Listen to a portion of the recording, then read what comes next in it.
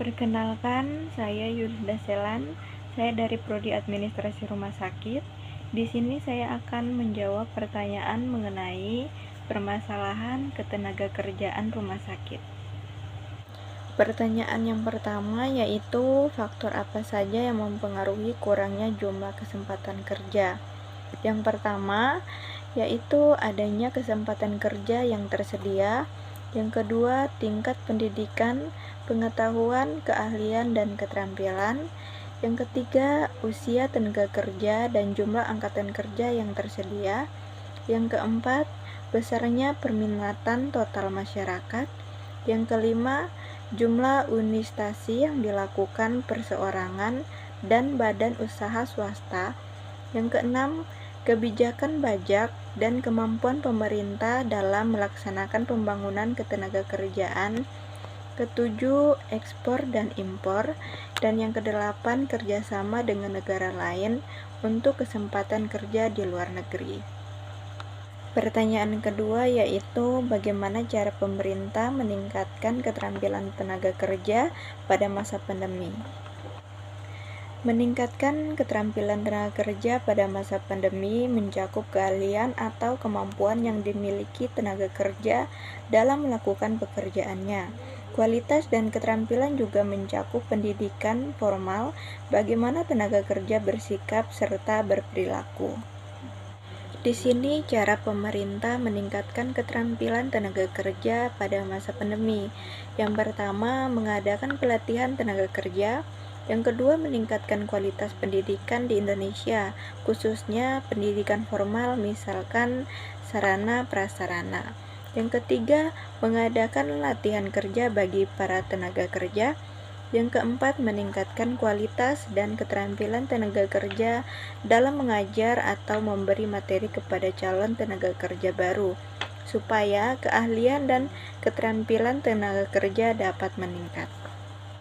Pertanyaan ketiga yaitu apa saja solusi yang tepat untuk mengatasi masalah angkatan kerja yang kesulitan untuk mengakses informasi terkait lapangan pekerjaan. Solusi yang pertama yaitu menyelenggarakan bursa tenaga kerja.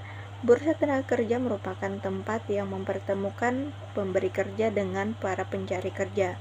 Yang kedua, tingkatkan jiwa kewirausahaan. Ini juga menjadi salah satu cara agar meningkatkan jiwa kewirausahaan.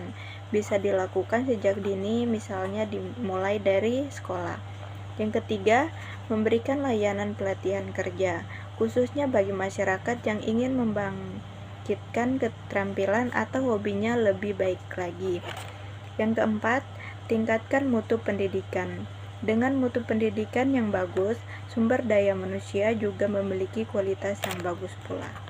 Pertanyaan keempat yaitu bagaimana cara meningkatkan keterampilan tenaga kerja administrasi rumah sakit di rumah sakit pada masa pandemi.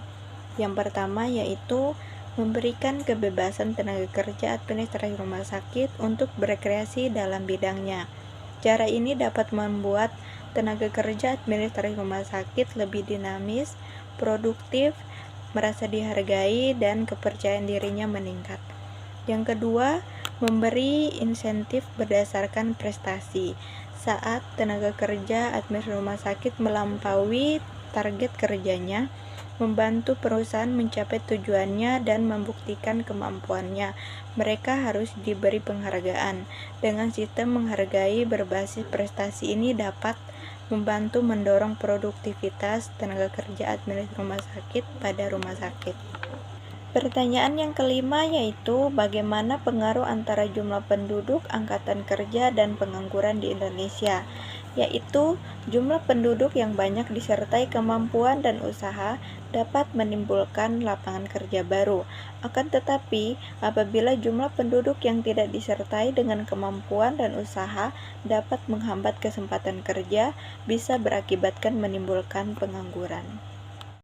Sekian jawaban dari saya mengenai permasalahan ketenagakerjaan rumah sakit. Akhir kata, saya ucapkan terima kasih.